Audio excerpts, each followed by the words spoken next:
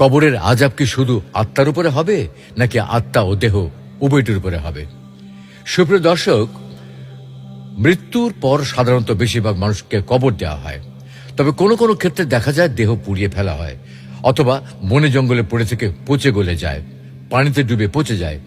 সবচেয়ে বড় কথা হলো কবর দিলেও একসময় তা ঠিকই পচে গলে মাটিতে মিশে যায়। তাই আমাদের মনে প্রশ্ন জাগে, কবরের আযাব কি শুধু আত্মার উপরে হয় নাকি আত্মা ও দেহ উভয়টির উপরে হয়? শুধু আত্মার উপর হওয়াটা তো বোধগম্য, কিন্তু আত্মা ও দেহ উভয়টির উপর হওয়াটা বোধগম্য নয়। মৃত্যুর পর মৃতদেহকে মাটিতে পুঁতে ফেলুক, পানিতে ফেলে দিক, আগুনে পুড়ে ফেলুক, যেটাই করুক না কেন, প্রযোজ্য হলে আযাব ভোগ করতেই হবে।